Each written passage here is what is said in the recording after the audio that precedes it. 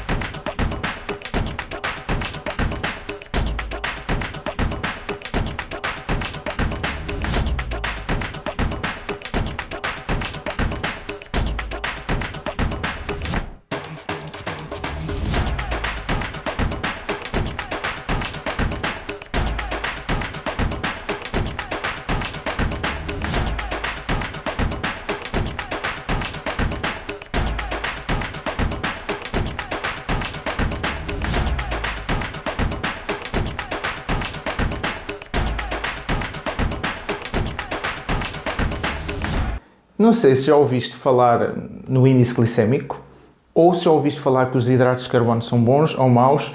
Existem aqui muitas formas de os categorizar. A ideia do vídeo de hoje é entrar um bocadinho mais em detalhe e falar sobre dois acrónimos bastante conhecidos, índice glicémico e carga glicémica, e do que é que estamos a falar mais concretamente. O que é o índice glicémico? No fundo, não é mais do que um número de 0 a 100, em que é a comparação entre a absorção de um hidrato de carbono após ser consumido, ou seja, a quantidade de glucose disponível no sangue, em comparação com a glucose pura, ou seja, a glucose pura é 100 e depois é feita uma comparação relativamente à glucose. Existem números para todos os tipos de hidratos de carbono, ou seja, todos eles são numerados com um índice glicémico. Então, e como é que funciona esta escala? Basicamente podemos dividi-la em 3, baixo, moderado e alto. 0 a 55 é considerado baixo, de 56 a 69 moderado e o índice glicémico maior que 70 é considerado um índice glicémico alto. Vou dar rápido dois exemplos da tabela de índice glicémico. Um índice glicémico conhecido como baixo, ou seja, com um valor de 35, é o gelado, feito com nata. Outro é a melancia, que tem um índice glicémico de 75, ou seja, considerado alto. Olhando para estes valores e olhando para os alimentos que eu te falei, faz sentido para ti? Ou seja, se te alimentares unicamente com alimentos com baixo índice glicémico, tal como é muitas das vezes recomendado, faz sentido que vás optar pelo gelado em vez da melancia? Como já deu para ver, é uma escala que faz todo sentido, mas esta escala é altamente variável de indivíduo para indivíduo. Além disso, é medido quando o hidrato de carbono é consumido sozinho, ou seja, assim que é uma refeição mista e inserimos outros macronutrientes, como a proteína e a gordura, muda o índice glicémico dessa refeição. E nasceu também outra nomenclatura, que já não é o índice glicémico, mas sim a carga glicémica, que essa sim eu acho que talvez possas aprender agora um bocadinho sobre ela e como podes aplicá-la no teu dia-a-dia para te ajudar um bocadinho nas escolhas dos hidratos de carbono. A carga glicémica é um bocadinho diferente, ou seja, a carga glicémica já entra em conta com o alimento específico qual é a quantidade de hidratos que tem por 100 gramas.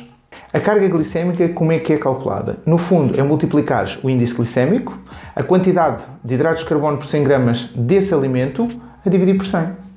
Já calculamos aqui a carga glicémica e como é que encaixamos a nível de distribuição comparativamente ao que foi feito com o índice glicémico. Então, valores até ou iguais a 10 é considerado uma carga glicémica baixa, de 11 a 19 uma carga glicémica moderada e 20 igual a 20 ou mais que 20 uma carga glicémica alta.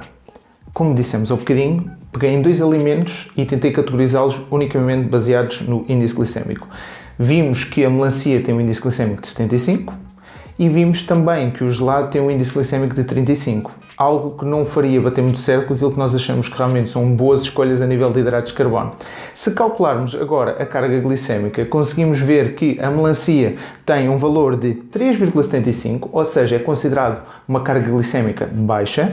Já o gelado tem uma carga glicémica de 24,5, ou seja, considerada uma carga glicémica alta. Olhando agora então para as duas soluções, ou seja, tens o índice glicémico e a carga glicémica, ou seja, o índice glicémico só por si pode não ser o suficiente para fazer as tuas escolhas de hidratos de carbono, porque irias estar a colocar algumas frutas de fora quando são excelentes fontes de hidrato de carbono, mas talvez usares a carga glicémica te ajude um bocadinho na parte de escolher os alimentos que vais usar no teu dia. E de que forma podes usar esta informação para organizar as tuas escolhas de hidratos de carbono? Na minha opinião, pode ser uma boa ideia usar alimentos com mais carga glicémica, ou seja, com um valor mais moderado ou alto, nas zonas envolventes ao teu treino, como antes e depois do treino, e o teu restante dia a protestares em alimentos que sejam com uma carga glicémica menor, ou seja, que te permitam ficar mais saciado sem consumir tantos hidratos de carbono.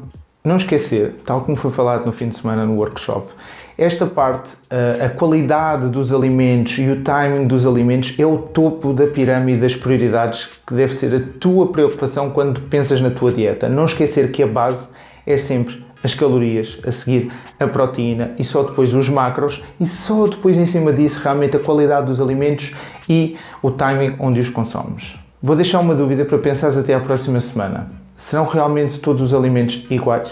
Se gostaste desta informação, se achas que este vídeo pode ser útil para os teus amigos, deixa o teu gosto, partilha e subscreve e não te esqueças de Descomplica.